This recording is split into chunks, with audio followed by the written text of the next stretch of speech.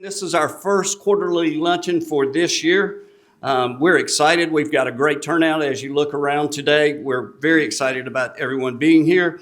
Very quickly, I would like to recognize all the elected officials in the room. If you're an elected official, if you would please rise and be acknowledged. We appreciate you taking the time to be here.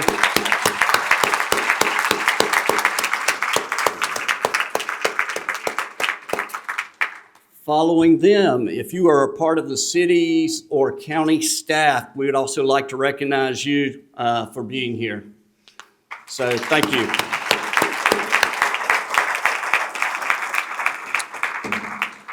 So Joe Taylor.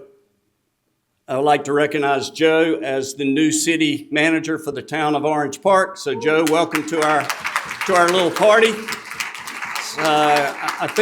I think Mike Knowles running around here. He is interim city manager for our city of Green Cove. So Mike, I haven't officially recognized you, but we are all pulling for Mike. So Mike, we look forward to working with you. Thank you very much.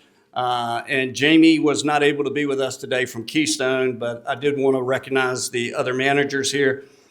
So we want to say thank you for that. I also want to recognize the EDC board members that are here. If you'll please stand and be recognized.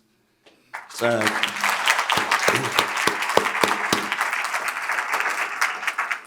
part of the reason that I want everybody to see, look, it takes a little bit of all of us to make this community go round, guys. And I want you to see you've got elected officials, you've got community leadership, you've got the 3 hospitals, healthcare systems that are represented here. You've got board members that represent different organizations. So we appreciate what all you do to support what's going on in Clay County. We want to thank St. John's River State College. We also want to say thanks to Thrasher Horn. They do a great job of hosting us every time, and we greatly appreciate what Thrasher Horn does for the community.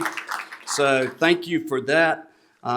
We also would like to thank, at this time, D.B. Kenyon. Brad, I saw you a minute ago, but I lost you. Brad, D.B. Kenyon is a sponsor for your lunch today. So, Brad, thank you very much for your support and what you're doing in the community also.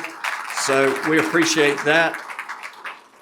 Our title sponsor today is Eagle Wing Enterprises. And with that, I'd like to introduce Bonnie I got to get it all right, Bonnie. Bonnie Vandy Velde. I was close. So, Bonnie, if you'd like to come up and share with us just a few minutes about what all Eagle Wings is involved in. Thank you.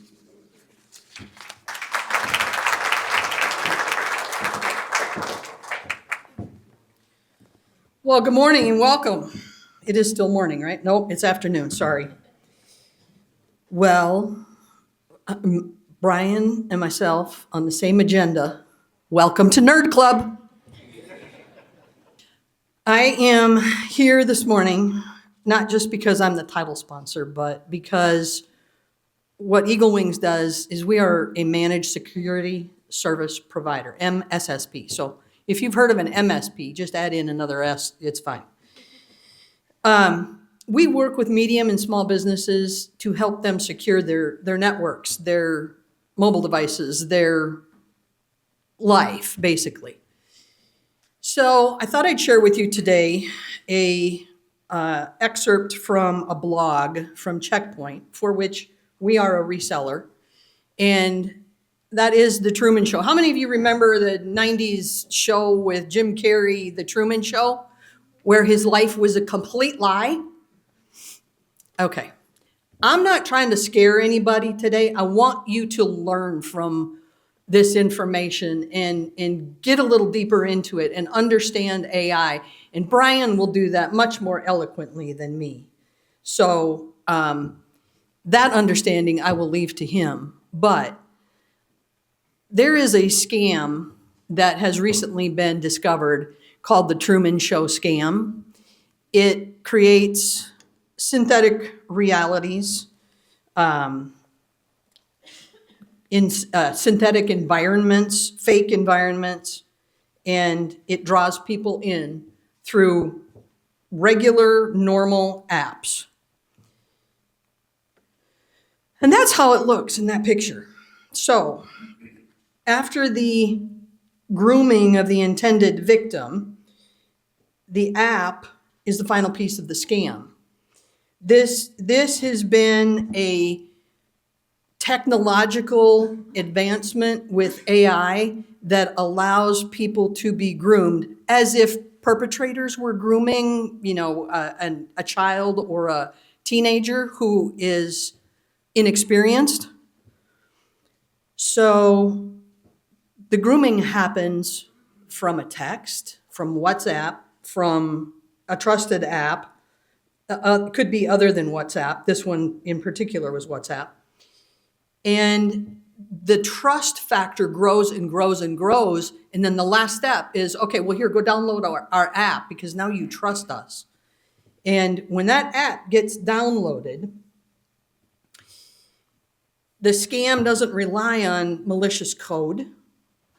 It doesn't rely on anything except clean apps that you download from the App Store or Google Play Store. The conversations, the fake communities, and the server-side manipulation is why traditional antivirus, anti-malware tools can't detect it. So why is this? Inside the fake community, Checkpoint found that none of the people in these groups are real. The photos are AI generated, the conversations are scripted, and the engagement is manufactured to create social proof. Completely fake. The attackers follow a predictable but highly effective flow. The key is psychological conditioning, building trust over days or weeks before introducing the fake investment platform. AI allows attackers to scale these scams globally. They can run hundreds of conversations simultaneously, generate expert-sounding analysis, and maintain the illusion of a thriving investment community. So, how does Checkpoint defend against this? There are many modules. There's many modules in the Checkpoint suite of products that can help defend against this. So for those of you who are my clients in the room, understand this is why I do what I do. Because defending against predators is absolutely, it has to be done. That's the day and age that we live in. But you must be able to use AI in your businesses or you will be left behind and rapidly be outclassed by a competitor who does use AI. What does Eagle Wings do? Well, there it is. Continuous mobile threat monitoring, all that stuff that we do on a regular basis. Chris and I are both here today. The rest of the people on our staff help with that. And of course, today Murphy's Law would kick in because I had guests that were supposed to be here. And they called this morning and said, well, somebody gave out their Microsoft 365 password and now they're locked out. They can't send email. Okay, I unlocked it. I said, you have to wait the hour before you can unlock it. They didn't wait the hour, and so it got locked again. I said, now it's locked for 36 hours. All right. The attack flow is predictable. It's also highly effective. The key is psychological conditioning, building trust over days and weeks. It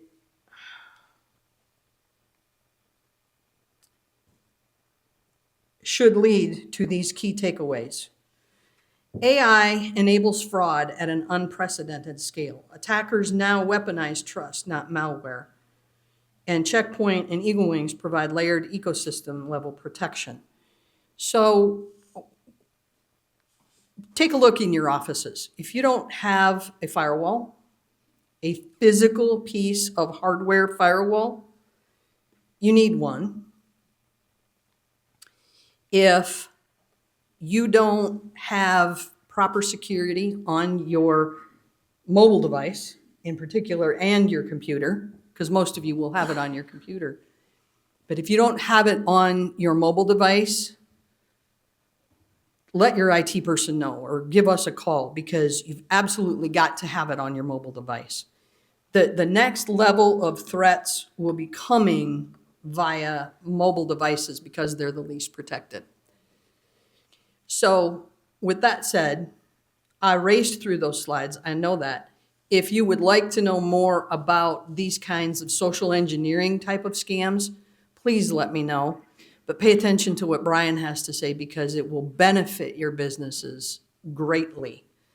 Brian is always interesting to listen to and always has great information. I wish I could crawl inside of his brain some days and just go, can I just extract and plug in?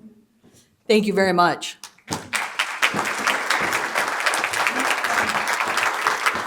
Thank you. If everyone, Bonnie, thank you very much. So we appreciate all you do keeping me out of the ditch. So if everybody will stand, John Cantrell will lead us in our invocation, followed by Mr. Howard Wanamaker with the pledge. Bonnie, thank you for taking care of our security at the chamber. Let's all bow. Heavenly Father, we thank you for this gathering. We lift up our wonderful county, our leaders in this county. We pray for the Economic Development Group, Lord, their board, for the chamber, for all of our businesses in here, our families. We thank you for a chance to get together and learn about things in our county. Give us the ability to grow our county and to make this the best county in the state of Florida and across the United States of America. I pray this and bless this food in Jesus' name. Amen. Amen. Ladies and gentlemen, please join me in the pledge to our great nation. I pledge allegiance to the flag of the United States of America and to the republic for which it stands, one nation under God, indivisible, with liberty and justice for all. Thank you. With that, I would like to introduce our keynote speaker today. Mr. Brian Knight is the founder and CEO of Pragmatic Works, a leading data and analytics training company that focuses on empowering organizations through education and technology. All right, everybody say that with me slowly, please. Brian is a serial entrepreneur who has founded multiple companies throughout his career. Brian's contributing columnist at several technical magazines and does regular webcasts and has spoken at hundreds of technical and business conferences around the world.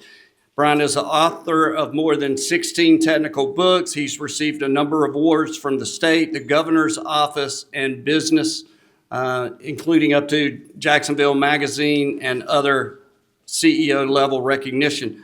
Please join me in welcoming our very own Brian Knight.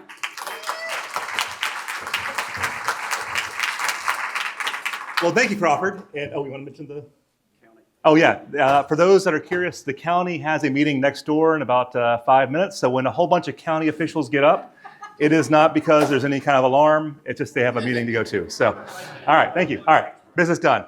So thank you so much for leaning in on this topic today of AI. Let me get my clicker here also. There we go. And as Crawford mentioned, I was born and raised in Clay County. I'm about to turn 50 years old.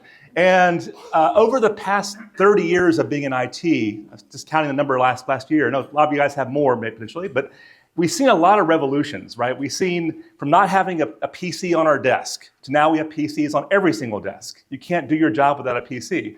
You can't do your company without having a website address. Then we had the mobile revolution where everybody has these phones that they look down endlessly at. This revolution we're about to see is bigger than any revolution that I've seen in my career. And it's going to change quite a bit. So we saw this, we've seen these kind of revolutions throughout time, right? We saw the great Sears, write the playbook on retail just to get overridden by Amazon, right? It's a huge opportunity that was missed by the biggest retailer out there. We saw the same exact example with Blockbuster, right? The company that drove us nuts with our late fees was erased off the face of the earth within 10 years of when Netflix first came out. So this is a very equivalent kind of transformation we're about to see throughout the industry. So the really question that comes in is AI is not just a new technology. It's the minimum bar, like having a website, like having a phone, to being operational in our world now. All right. So, there we go. So this is a big number. I showed this a little while ago. This was a number from last year, and it's a number of jobs that will be displaced by AI by 2030. This is actually a conservative number, by the way. There's numbers that go from 92 million, this is the lowest number, to 300 million worldwide. And it's a scary number, but there's also another piece to this that is not as scary. You'll see in a moment here also. So things are about to change, and we've seen this, and this is 2030 feels like a long way away, but it's only 3 years and some change at this point, right? So we're seeing a lot of this already today, where it's been since 2024 a 35% decrease in job postings for entry-level positions. We're seeing that with graduates now. The graduates their unemployment rate for the U.S. at Clay County is about 4.3%, roughly? 4.3%. Our graduate rate unemployment is closer to 9%. So people are getting these amazing degrees and having difficulty finding jobs to meet those because AI is taking the jobs that would have been for our junior level employees away in many cases. So we got to find ways of bridging that gap for our junior employees. Now, this might seem like something that's far away. Potentially other communities will be impacted, not little Clay County, right? But if you look at a list of the counties in the nation that will be affected by this, the study is that Jacksonville, Florida is number 4 in the list that will be affected by AI. And when you think about the number of types of jobs that we have in our county, it's pretty clear why, right? We have a lot of logistics jobs, a lot of mortgage processing jobs, financial processing. Those types of jobs are going to be the most critically affected by it. So those positions that can be impacted by AI the most.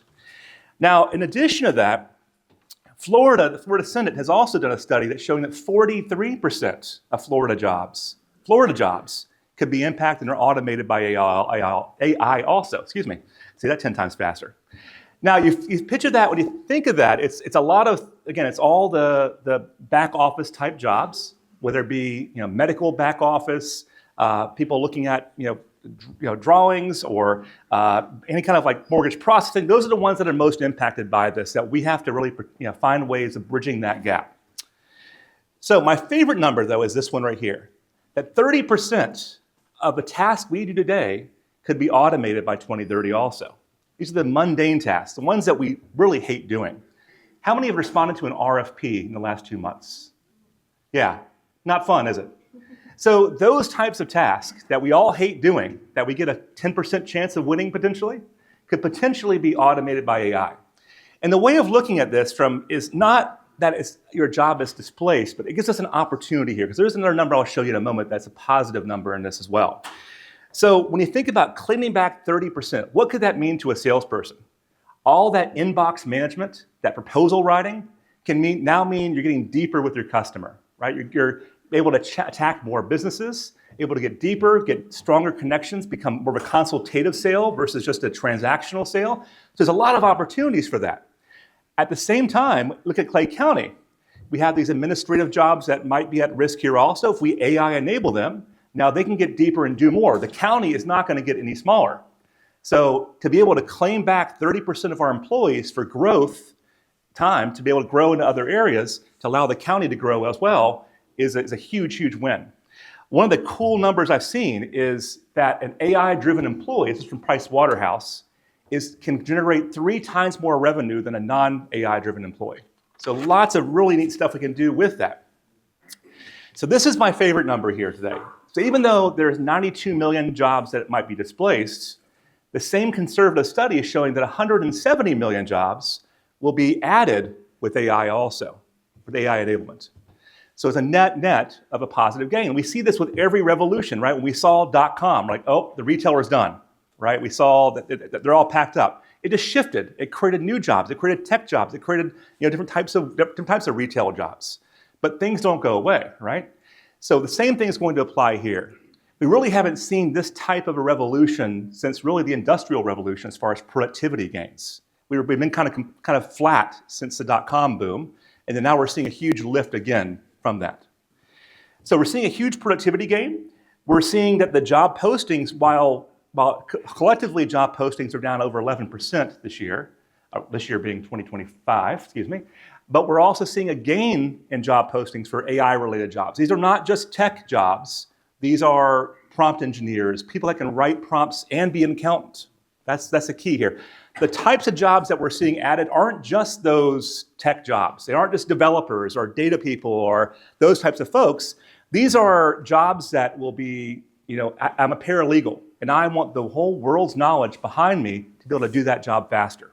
So it's healthcare. It's all the same jobs we already have today, but just AI enablement on those jobs.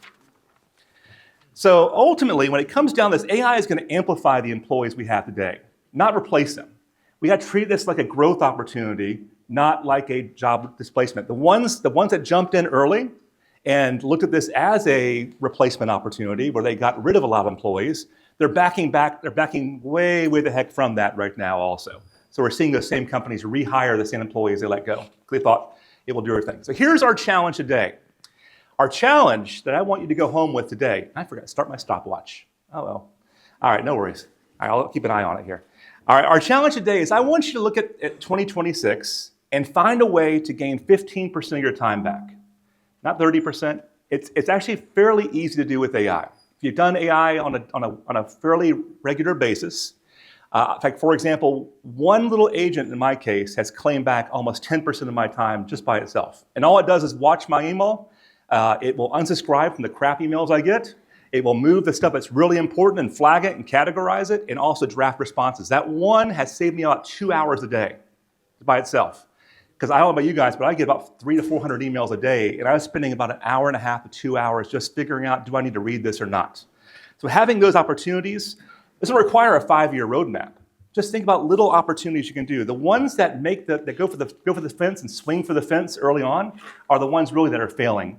So we see these projects where they're going to replace an entire process end to end, and that will fail. But if you take a piece of that process and try to automate it, you'll be successful. So for example, we have this one customer. It is a major distribution company in town in Duval County, and their buyers were spending, the other day, 8 hours a week entering POs for certain products they wanted to do, literally entering in by hand these, and they had 5 buyers. Each one of them was spending 8 hours a week. So by taking that one slice and automating that one slice, it basically allowed them to do a whole new employee's worth of work. So that one little piece that took about 2 weeks to automate is now going to save them a full man-month, a month now. So ultimately, when you're looking at AI, a common question we get asked is, well, Brian, what tool do I get? And it really depends on what you want to do.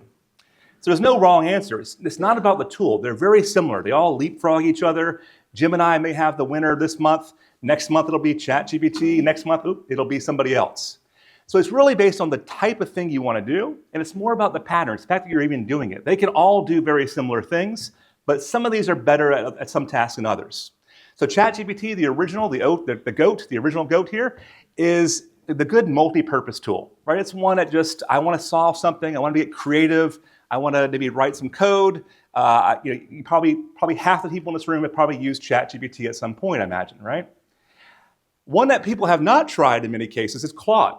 Claude is really, really good at doing documentation, analyzing these 100-page docs, building a strategic plan potentially.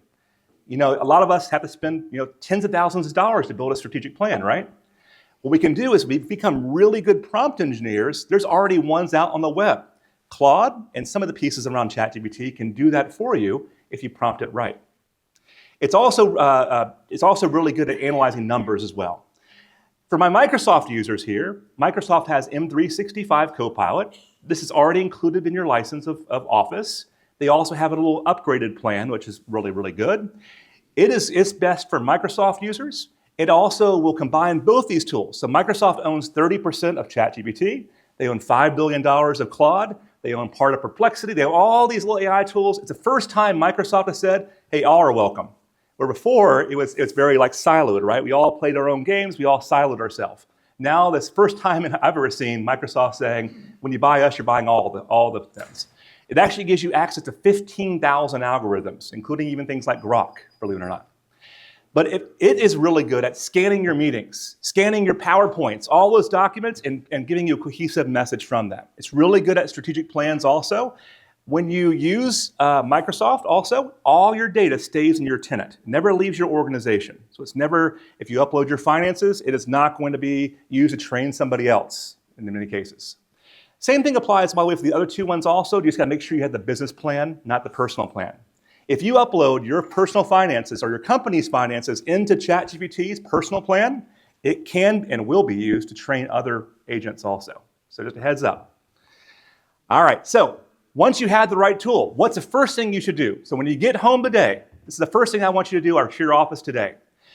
You want to make it sound like it's not just an agent. It's not just AI.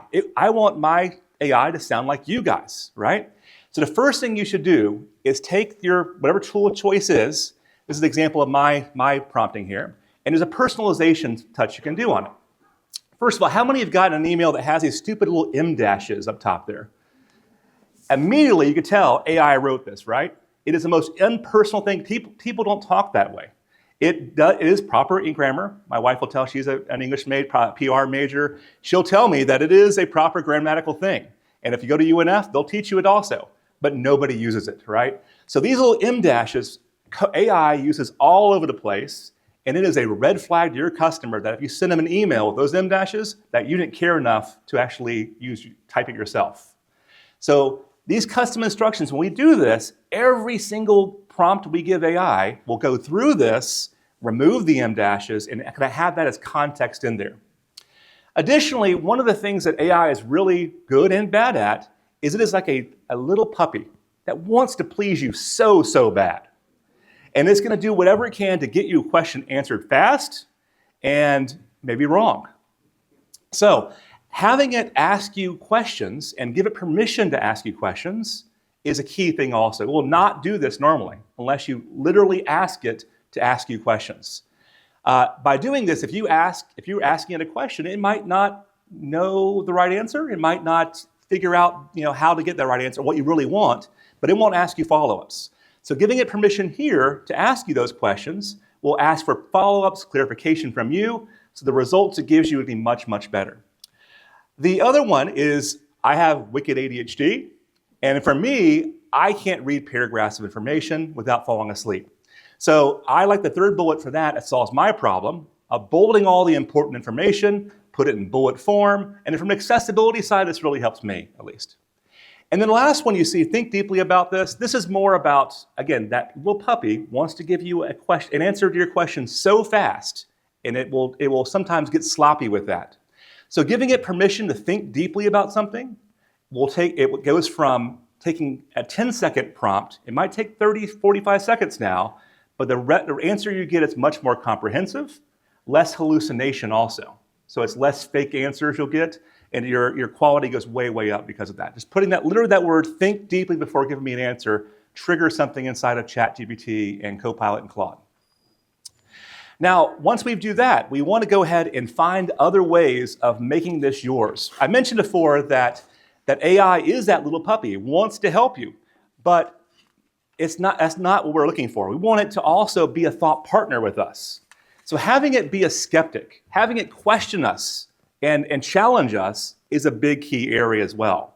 So they want to please you, but if you make it picture a prompt here in this case. I want to appeal to a CEO to get them as an insurance broker to change their insurance broker from who they have today to me.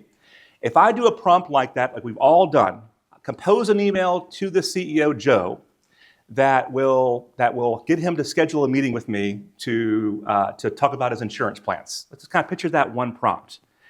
Chances are you're going to get a really crappy email that nobody's going to read, right? It's going to be one of the ones that Brian is sliding to the left to get that email gone. By building a skeptic, that prompt tweaks a little bit. Joe is a skeptical CEO. He's had the same provider for 10 years, and I want him to use us as a provider. He cares about cost, this, and this. So I'm immediately giving it permission to kind of be a jerk to me. And by doing that, it's going to handle the objections for you automatically. It'll put the objections in the email. And Joe's worried about cost. that becomes the title of the email potentially. So now we're thinking like a customer now. Additionally, building the rubric is the #1 tool that you can get out of the day also. What this means is, again, let's go back to our crafting that email. We can say, instead of just build an email, we can say build a rubric of the perfect email that's going to get Joe to click on this email. And we want to kind of social engineer this a little bit, like Bonnie mentioned here.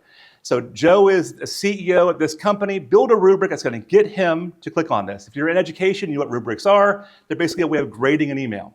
It's going to grade what a perfect email looks like, compose that email, and then keep on iterating over and over it until it finally gets a 10 out of 10. We did this yesterday for our sales team. The results that came out of that one sentence tweak to your prompt is going to be through the roof, just making that one little change. Also getting AI to be a mock customer. We all have those customers that challenge us sometimes, right? A board member that might challenge us, an interview that might challenge us, that we're worried about. Getting AI to play that role for us and talk to it and say, I'm going to try to do a pitch to you. I need you to play the role of Joe, a skeptical CEO about X, Y, and Z. Or I have a board member who's always challenging our finances. I'm going to go ahead and explain to you how our finances look and then challenge me. So talking to it and literally do an interview with it, and it will talk back and grade your answers to tell you if you're heading the right direction or not. So getting it to actually challenge is the #1 thing you can do here. So speaking of thought partners, we want AI to be a thought partner, not just a robot out there doing its stuff, its thing. So one of the key things you can do, my last technical little advice here for you today, is going to be the creation of something called a notebook or a project. Every chat product has it today. ChatGPT calls these projects. Copilot calls these notebooks. What you essentially do here is you're trying to get at a single-minded, focused AI that just cares about getting you that one deal with Joe, for example, or just helping you get past this board meeting, or just helping you get past this presentation. So what I use this for, in this presentation here, I uploaded my slide deck to it, uploaded the county's website, and said, I'm speaking to some Clay County folks, these kind of levels. Does my PowerPoint hit it? And it laughed at me and said, no, you are a terrible presenter. Try again. And then I made some tweaks, and it made some tweaks, and made some tweaks. And eventually it said, all right, you're at 9 out of 9. So sorry, guys, you can give you 10 out of 10 today, but it's all good.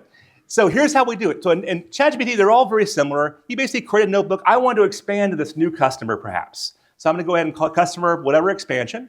I'll go ahead and upload my past presentations to this customer. I want to go ahead and upload my proposals I've sent them in the past, any kind of finance things I may have there. I'll upload their website. And the goal of it is to just help me solve that one mission. You can create n number of notebooks. So you might have one for a presentation, one for a customer expansion, one for a presentation you want to do. But these are going to help you ultimately get past it. And here's the key. You basically can upload your own custom instructions that say, for this customer, this is who he is, this is what he cares about, this is why he's not using us today, and it's going to just argue as that customer back and forth until you can break that. So it's going to have a single-minded focus. So why you care about this ultimately is this notebook, this project becomes a single-minded focused AI just to help you expand in that one customer, or just help you close that one deal. Or in your case, if you're a property development, it might be, hey, I have one called the Rookery right now, and this is all my files for the Rookery. Here's the challenge I'm having with this permit right now. How do I get past? So it kind of knows all about it. It doesn't know anything else about the world. It just knows how to solve that one problem. So it has none of the context of the rest of the noise that the world is providing right now. So you can use this ultimately for that customer expansion you want to do, that development that you want to build. You can use it also for areas like a presentation we talked about, a capital campaign, if you want to do a capital campaign. I use it as a thought partner. I upload my books into it, my bank statements into it, and say, all right, why is this line not profitable right now? And it will then kind of chew through that to figure it out. You can also use it for RFP proposals. And what kind of questions should I ask this customer? And all it cares about is solving that one problem. So notebooks will really revolutionize the way you do stuff today. Okay? That comes with every chat product out there. So ultimately, what should you do when you get home? What are some automation ideas you can do? So we talked about a number of areas here. My angle is off on this here. That's all right. So using it to build those plans, build those presentations, something you can easily do today. We also can automate anywhere you're entering data. If you have a paper form today, that should be a target. Anything that's paper, look at that as a low-hanging fruit there for you. You can find those white spaces in the customer. So the customer is using these services you have, but they're missing this one extra service. Use this as a white space to kind of find out, to map that customer's needs to what you offer also. And then again, it can also build PowerPoints, build RFPs for you. We have one example we did recently where we did this for a nonprofit, where the agent was going out there and looking at all the nonprofit grants that were available, filling the application out based on what it knew about this organization's information, and then it put it in the draft folder ready for the grant writer to basically hit the approve button. So it took the grant writing from a 4-day, 5-day process per grant to about a 10-minute read for the grant writer now. So think about what that can change. Again, we're not replacing that grant writer, that now she or he is the conductor behind all that, doing all this work that would have taken 10 people for one person to do. So the question we get asked oftentimes, what does the future look like for AI? There's a lot happening, as you can imagine. So I wanted to share with you a few things that are happening like this year, towards the mid last year, and what's going to impact this year. There are a lot of other things, keep in mind. There are things like that sound a little more scary, like artificial general intelligence and all. Let's kind of keep those off right now. Let's talk about what's going to happen, what's going to impact your year this year. So it's really common, I've mentioned before, it's really, really common to get imposter syndrome from this because things are changing so fast. I mean, we didn't even mention the word AI before 2020, did we? We talked about it maybe in the outside and watching a Star Trek episode or something like that. But we've gone from it not being a part of our daily life at all to some people can't operate it without it now, right? So it's really moving fast. So the term I want to kind of bring to your attention now is something called agentic AI. Have anybody heard that term before? Usually about 10% I get. That's pretty common. So this is where we make AI not just a instruction, not just a prompter, not just asking it questions, retrieving information from us, but instead doing the work for us. So with agentic AI, let me give you an example here. We are doing a trip here to Alaska. First thing you do when you want to do a trip nowadays, right? You go to open up your chat client and you say, build me a 7-day agenda to Alaska, right? I have 4 kids, we want to do this, they care about this. My son wants to go fishing for salmon, yada, yada, yada. So you say, and it built this amazing agenda at 10 o'clock at night. And I was like, sold, winner. But then I wanted to go start looking at things and start to book things. The train ride to Denali, it recommended, sold out for 6 months. The cooking class has not been opened for about a year now also. So again, sold out, the person's not doing it. So this is the frustrating part about AI. It does all this beautiful work, this creative work, but then leaves us to do the robot work, right? Where we have to go and book the stuff. What agentic AI changes is now when I say, this is the construct of what I want a trip, I prefer to fly Delta, it already knows my number for Delta, here's my boundaries of when I want to go, and I'll leave in the morning, and then here's my family. It would go through and say, here's the itinerary, these are things that are open right now. Do you want me to book it? It already has my credit card number. Yes, it will do it now for you.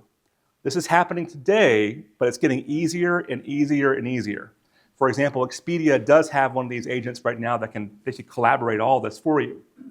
So agentic AI is taking AI from just the conversation type stuff to actually doing the work for you instead. So we're seeing a lot of changes around that. Now, what that means to you, this picture is actually apropos.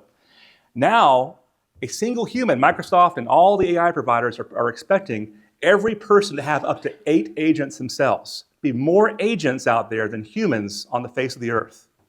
I have about 5 myself already that are answering my emails, that are doing tier 1 support for me, that are alerting me when a customer has a really, really important kind of need. It immediately alerts me. So we're seeing these types of things already out there today. So this is going to allow us to ultimately automate those mundane things that we do today and let us do the creative work. Let us do the high value work as a workforce. So again, it's not about replacement. It is about growth and making it where, you look at a county like our city like Green Cove, for example. They're about to invite 8,000 more homes, for example, right? But the staffing levels can't change 8 times overnight. So this allow our Green Cove staff to do more than they can today. Allows your staff to do more than they can today also. So when you look at this, what does this mean for Clay County also? So we have a fair amount of risk in the environment right now. But we have some great assets here. St. John's, we're at right now. We have some great assets like Workforce, other places as well, like CareerSource. So we had to look at building a bridge between the jobs we have today, what we're teaching in the CTE programs at the county level, and build a bridge into AI. So even if I'm teaching carpentry skills, how can AI help me from a CAD perspective? If I'm teaching developers, how can I do things like vibe programming to build code faster? So we need to make it where that all the resources the entire world has becomes available to all these kids that we have out there today. So we want to also teach AI-proof career paths, right? But also weave AI into all the career paths we have today. We want to build a transition plan. So folks that are in high-risk skills, how do we get them into the AI world so they can pave the way for those new skills of the future also? We also might want to look at some post-secondary academies, areas that can help, that are county run, that can help people bridge to AI much easier also. So we have a lot of work to do, but some neat stuff we can do. So when you get back to your office today, I wanted to give you a plan of how you can use this yourself as well. And so when you get back, first idea is build a multi-task force across multiple departments. You can have IT, HR, administration, all those folks in one room, and brainstorm, all right, what is the most mundane thing you do? And try to target that. HR has a lot of onboarding an employee. Think about the amount of heavy lifting around onboarding a new employee or offboarding a new employee. Those types of things. Accounting has tons for reconciliation. That stuff is really low-hanging fruit for you. First, easiest one, my employee handbook. I hate looking at that 50-page document to figure out how much PTO time I have, right? So being able to quickly build an agent, that is a 5-minute agent you can build. Next month, start building that plan. You have your targets that you want to address. Go and make those pilots available. These projects are measured in days, not months, as usually. So they're very, very easy, usually weeks at worst. And then also as part of that, build your executive's dashboard, figuring out, hey, who am I going to address with this? How do I measure success of this agent? Once you have that, you put the pilots in production, you update your dashboard, and then repeat over and over again until you get that 15%. So again, these are measured, again, in weeks, days, but these are not measured in months and months and months of work. So these, unlike most of IT projects in the past, when I build a website, it might take a long time. This is not that kind of project. So again, thank you so much for leaning into this today. The challenge for you today, ultimately, is I want you to pick a workflow that you have and think about how you can automate it. This is one of the things we do at Pragmatic Works. My email address is on the screen right now, but we train about 8 million people a year in how to do this. We also help people do this as well, but there's tons of resources out there. Check out our YouTube channel at Pragmatic Works. You'll find tons of free videos out there on how to do it as well, but we'd love to help you. I'm going to take it back to Crawford here, but I'll also be available to answer questions after this. I won't hold everybody up for that piece. But thank you so much for leaning into it today, and have a great one.